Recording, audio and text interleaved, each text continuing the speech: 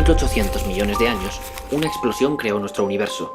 La energía de ese petardo fue tal que siguió empujando la materia durante millones de años, alejando entre sí a los planetas, galaxias y todo eso. Pero cada vez queda menos de ese empujón inicial, y al final, la gravedad de todas esas cosas las comenzará a acercar entre sí, cada vez más, hasta que se unan de nuevo en otra enorme explosión, el Big Crunch. Esto es lo que me dijeron en mi colegio hace 20 años. Pero hay un problema. Los planetas y galaxias siguen alejándose entre sí, y encima, cada vez más rápido. Hay algo que sigue empujándolos. Algo que no sabemos qué es, que no puede verse ni tocarse. De momento lo han llamado energía oscura, y es uno de los misterios más grandes del universo. Se calcula que alrededor del 70% de la energía del cosmos es esa fuerza que desconocemos, pero que suponemos que está ahí porque está acelerando el universo en contra de todo lo que habíamos previsto. Está ocurriendo algo parecido en la Tierra. ¿Recuerdas nuestro anterior vídeo? En él te contábamos que cada vez hay menos pobreza, pero a la vez cada vez hay más desigualdad. Las razones no están totalmente claras, el coronavirus vino mucho después, aunque entonces apuntábamos a una razón posible, la automatización del trabajo. La llegada de máquinas y programas informáticos que pueden hacer cientos de tareas por un precio mucho menor que los seres humanos. Algo que está generando empleo de clase alta y de clase baja, pero poco o ninguno para la clase media. Sin embargo, los que estudian a fondo la automatización reconocen que no puede ser la única fuerza que esté causando esto. ¿Y si hay una energía oscura actuando en la economía? Algo que no podemos ver ni tocar, pero que está trastocando nuestro mundo. Precisamente hasta ahora la economía parecía algo tangible, algo que se podía tocar. Las empresas exitosas invertían en edificios, locales, fábricas, maquinaria, en inglés hardware, vehículos, materias primas como barriles de petróleo o toneladas de café. Cosas que era fácil medir y contar, cosas que se reflejaban en la contabilidad de la empresa. Pero a principios de siglo, un cambio silencioso comenzó a ocurrir.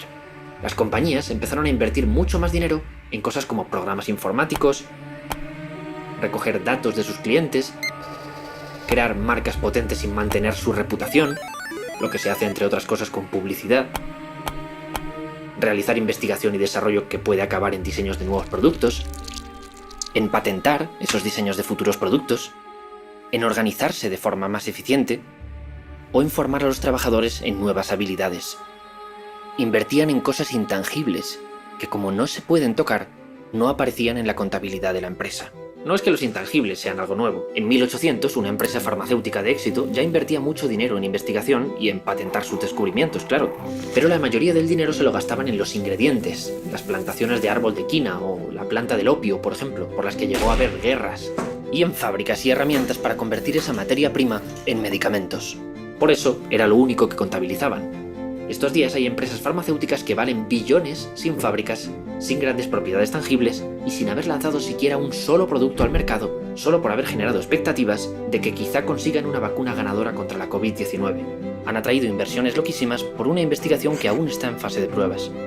Las 5 empresas más grandes del mundo en 1975 eran de petróleo, productos electrónicos, industriales y del hogar. Sumaban 590.000 millones de dólares en posesiones tangibles. Comparativamente, sus activos intangibles eran pocos. El equilibrio ha ido cambiando hasta que hoy las 5 empresas más grandes del mundo son 5 gigantes tecnológicos cuyas propiedades tangibles suman 4 billones de dólares, pero su valor intangible se dispara hasta cifras de puro infarto. Si estás viendo este vídeo, seguro que utilizas los servicios de al menos 2 de esos 5 gigantes, pero la mayoría de sus servicios no se pueden tocar. Son bytes, información que viaja por el aire.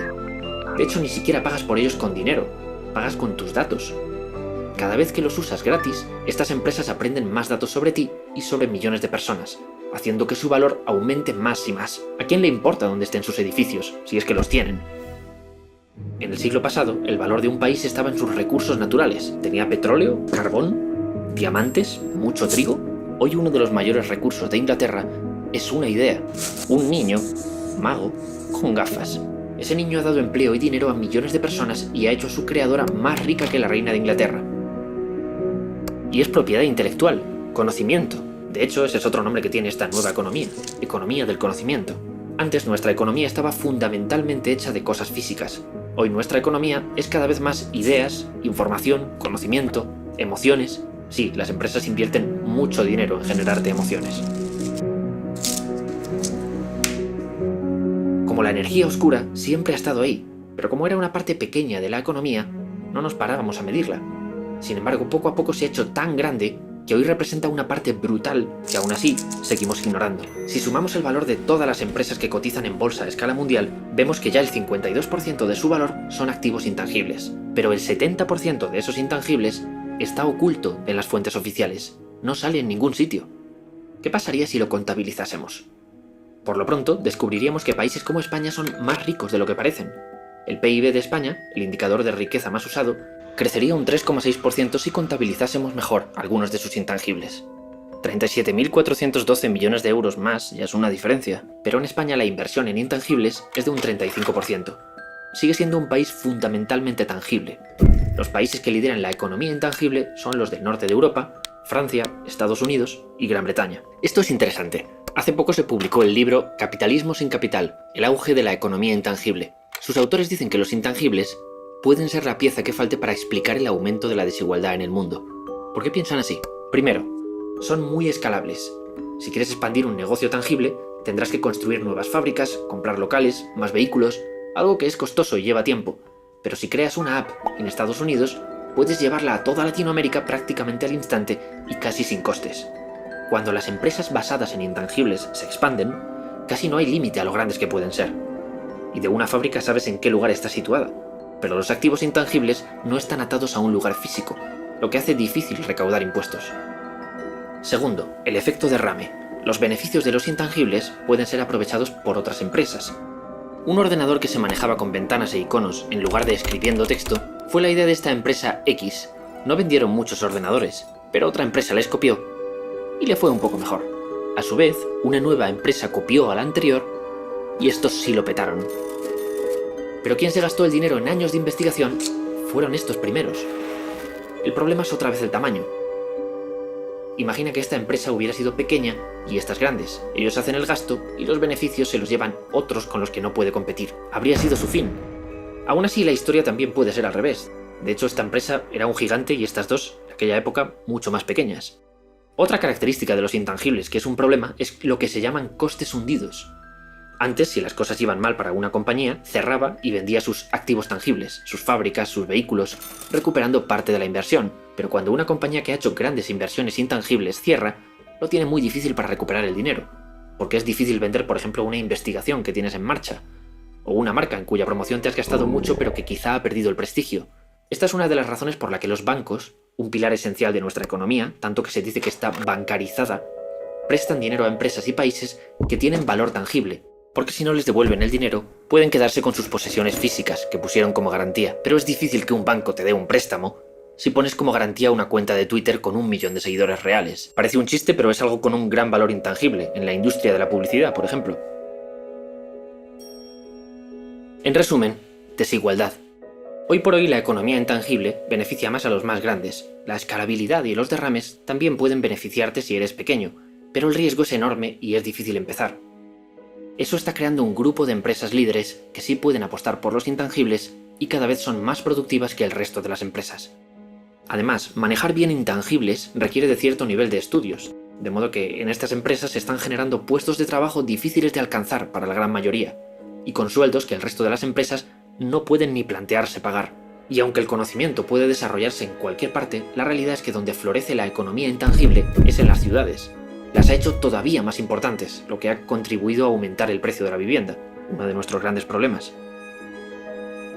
Eso está generando una división entre ciudades exitosas y el resto del país, que muchas veces es más tangible, algo que muchos políticos aprovechan. Esta división también se da entre países. Un país muy basado en tangibles, por ejemplo en fabricar piezas de coche, está en desventaja frente al país que posee la marca de ese coche, que es quien tiene el conocimiento y los diseños, quien vende el producto final y quien se lleva la mayoría de los beneficios. Bueno, quizá he conseguido el efecto contrario al que quería. Ahora los intangibles parecen el malo de la película. Y no es así. Primero porque siempre han existido. En la economía siempre habrá bienes tangibles, como una barra de hierro, e intangibles, como las ideas. Esto no es bueno ni malo. Es normal. Y segundo, porque lo tangible y lo intangible se apoyan. Hoy Internet parece algo que flota por el aire, pero es una combinación de intangibles, como software y algoritmos, y tangibles, el hardware y las tecnologías de la comunicación, como líneas telefónicas y satélites. Por otra parte, el ordenador más caro es solo una máquina de escribir, si no tenemos conocimientos para manejarlo. O la tan ansiada vacuna contra la COVID. Es algo tangible porque te lo podrás inyectar o tragar, pero nunca existirá sin inversión en conocimiento e investigación. Si nos negamos a verlo, los que sí lo vean se pondrán a la cabeza. Además, los superpoderes de los intangibles, como ser escalables o tener derrames, hacen que hoy tengas gratis el correo, los mensajes y videollamadas, los mapas. Todos ellos son servicios que en su día costaban dinero. Estás viendo gratis este vídeo y después puedes ver cualquiera de los otros millones de vídeos que se suben cada hora. Hola, mi nombre es Rocío Vidal y soy divulgadora científica. ¿Quieres aprender un poco más sobre cómo funciona la mente de nuestra peculiar? Nunca hemos tenido tanto conocimiento a nuestra disposición. La mayoría de personas que crean esos vídeos no tienen el apoyo de un banco o una productora gigante, pero han encontrado medios alternativos como la suscripción, donde su público les da pequeñas cantidades de dinero al mes, o el crowdfunding, con el que se financian discos, videojuegos o películas independientes cuyo aval es la reputación de sus creadores. El éxito de estas nuevas fórmulas indican que esto, y por tanto esto, podría cambiar. A partir de 1999, países y empresas comenzaron a tener en cuenta la inversión en software, en bases de datos, en propiedad intelectual y en investigación y desarrollo. Sin embargo, la mayoría de los intangibles siguen fuera de toda medición. ¿Por qué estados y empresas siguen haciendo como que los intangibles no existen? Quizá una de las razones es que los intangibles necesitan el largo plazo para crecer y desarrollarse. Una investigación científica como una vacuna necesita dinero, y de eso la ciencia está siempre escasa, pero sobre todo necesita tiempo para formular teorías, probarlas, repetir las pruebas para ver si los resultados son concluyentes. Y los políticos no juegan a largo plazo. En política se trata de hacer cosas que produzcan resultados antes de las siguientes elecciones. Es decir, en 15 años transformaremos la sanidad y la educación. Es poco rentable a nivel político.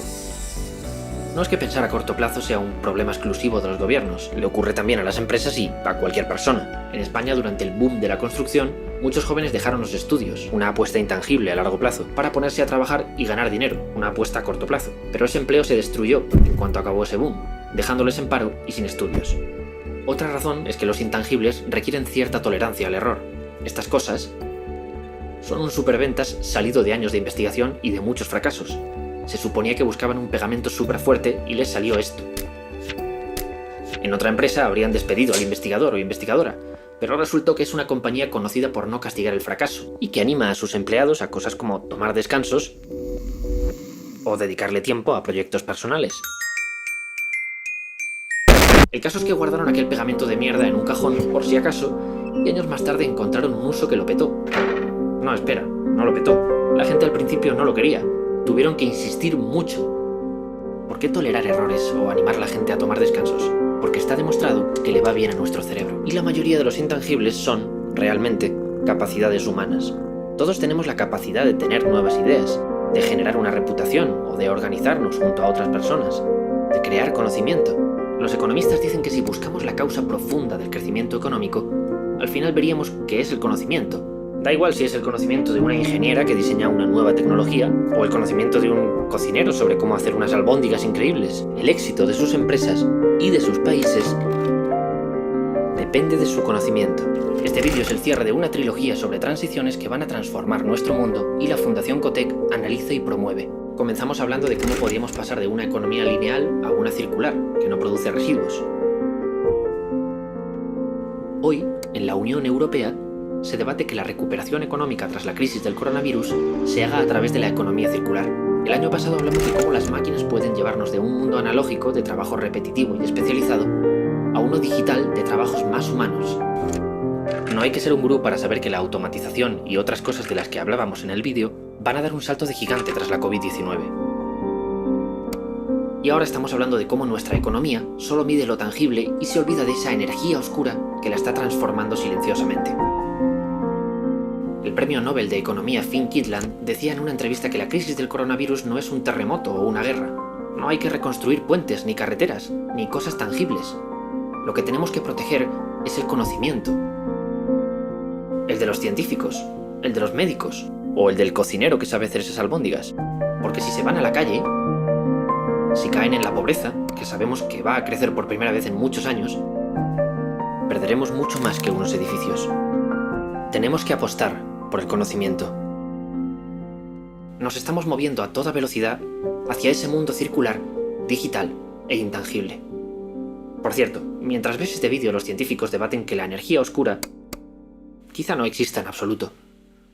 Pero te puedo asegurar que ya nadie discute que los intangibles están aquí para quedarse.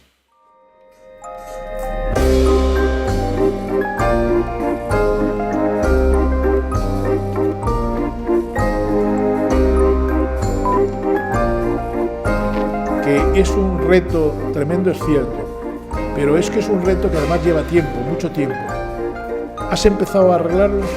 No, si no has empezado a arreglarlo, cuando llegue va a ser un desastre. No se va a producir dentro de los 20, 30 próximos años. No, es que es una cosa que se está produciendo y que dentro de 2 años va a ser totalmente distinto al momento actual.